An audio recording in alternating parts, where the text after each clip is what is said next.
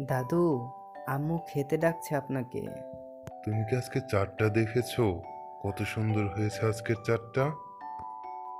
আসলেই দাদু, আজকের চাঁদটা অনেক সুন্দর হয়েছে। তবে দাদু, সবাই ওটাকে চাঁদের পাহাড় কেন বলে? কারণ ওই পাহাড়ে চাঁদের আলো সবচেয়ে বেশি পড়ে। আর মাঝে মাঝে নাকি সেখান থেকে এক অদ্ভুত বুড়ি বেরিয়ে আসে আর অনেক কিছু বলে চলে যায়।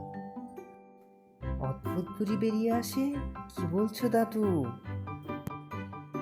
দাদু, সাবধানে থাকো, আমি খেয়ে আসি।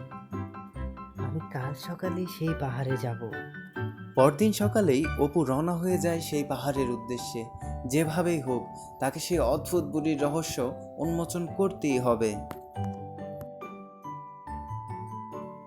এরপরেই অপুর যাত্রাপথে শুরু হয় বৃষ্টি। তবুও অপু থেমে যায় না। অপু নিজেকে নিজেই সাহস যোগায় এবং আপোষহীনভাবে এগিয়ে যেতে থাকে সেই পাহাড়ের দিকে। যাক, অবশেষে সেই পাহাড়ের কাছে চলে আসলাম। কি, এই গুহার মুখে এমন অদ্ভুত আলো কিসের? না, ভয় পেলে চলবে না, ভিতরে গিয়ে দেখি কি আছে ওখানে। কি, কে তুমি? এখানে কেন এসেছো? হ্যাঁ হ্যাঁ, আমার নাম অপু। আমি এই পাশের গ্রামে থাকি। এই পাহাড়ের কথা অনেকের কাছে শুনেছি, তাই আজ দেখতে এলাম। চলে যাও এখান থেকে শিগগিরই বলে দিচ্ছি। আচ্ছা ঠিক আছে, আমি চলে যাব। আচ্ছা তুমি কে? তুমি কি সেই রহস্যময় বুড়ি যার কথা সবাই বলে? হ্যাঁ, আমি সেই বুড়ি।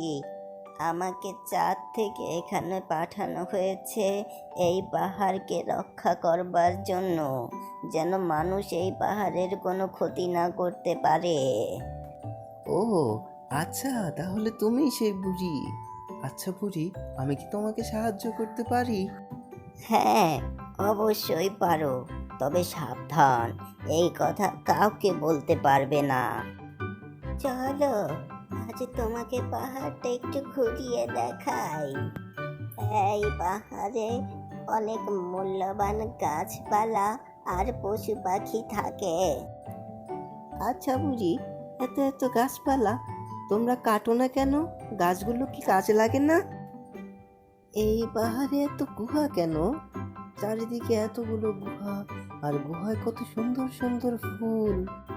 এই ফুলগুলো এই পাহাড়ের সৌন্দর্য বর্ধন করে। চলো আরো দেখাই তোমাকে। এই দেখো, এই বিশাল জলপ্রপাতের পানি চাঁদ থেকে আসে। এই জলপ্রপাতের পানি এই পাহাড়ের প্রাণ শক্তি। আচ্ছা চাঁদের বুড়ি, আমি কি এই পাহাড়ের কথা আমার বন্ধুদেরকে বলতে পারি, যেন ওরাও আমাদের সাথে সহায়তা করতে পারে?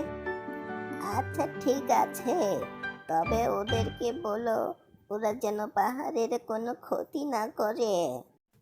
সত্যি, এই চাঁদের পাহাড়টা বড়ই অদ্ভুত আর চমৎকার। আচ্ছা বুড়ি, আজ আমি আসি। ঠিক আছে, দেখে শুনে যাও, আর কাল তোমার বন্ধুদেরকেও নিয়ে এসো। ঠিক আছে চাঁদের বুড়ি, কাল আমি আমার সাথে আমার বন্ধুদেরকেও নিয়ে আসব। এরপর অপু তার বাড়িতে ফিরে যায় এবং তার বন্ধুদেরকে এই বিষয়টি জানায়। আজ সারাদিন কোথায় ছিলে অপু? আজকে সকালে আমি সেই চাঁদের পাহাড়ে গিয়েছিলাম। সেখানে নাকি এক অদ্ভুত বুড়ি থাকে, তার সাথে কি দেখা হয়েছে? হ্যাঁ, ওনার সাথে আমার দেখা হয়েছে। উনি নাকি চাঁদের বুড়ি। ওনাকে চাঁদ থেকে এখানে পাঠানো হয়েছে এই পাহাড়কে রক্ষা করতে। এই পাহাড়ে নাকি অনেক মূল্যবান গাছপালা আর পশু পাখি রয়েছে। কি বলছো? কাল তাহলে আমাদেরকে নিয়ে যাও, আমরাও দেখতে চাই। হ্যাঁ, আমি তোমাদের কথাও বলেছি, তবে একটা কথা কিন্তু মাথায় রেখো, পাহাড়ের কোনো ক্ষতি করা যাবে না। ঠিক আছে, কথা দিচ্ছি আমরা পাহাড়ের কোনো ক্ষতি করব না। পরদিন সকালেই অপু তার বন্ধুদেরকে নিয়ে সেই চাঁদের পাহাড়ের উদ্দেশ্যে রওনা দেয়।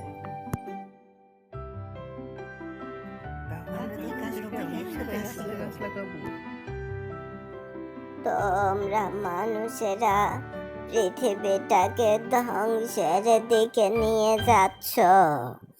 গাছপালা কেটে কেটে পৃথিবীটাকে সবুজ শূন্য করে ফেলেছো। এর পরিণাম খুবই ভয়াবহ হবে। এর ফলে বৃষ্টি কমে যাবে পৃথিবীতে, প্রচুর গরম পড়বে, ঘূর্ণিঝড়, বন্যা, জলোচ্ছ্বাস, খরার মতো ভয়াবহ সব প্রাকৃতিক দুর্যোগ পৃথিবীতে আসবে।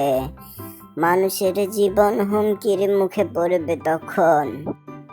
পৃথিবীটাকে বাঁচাতে হলে তাই এখন থেকে প্রতিদিন অনেক অনেক গাছ লাগাতে হবে।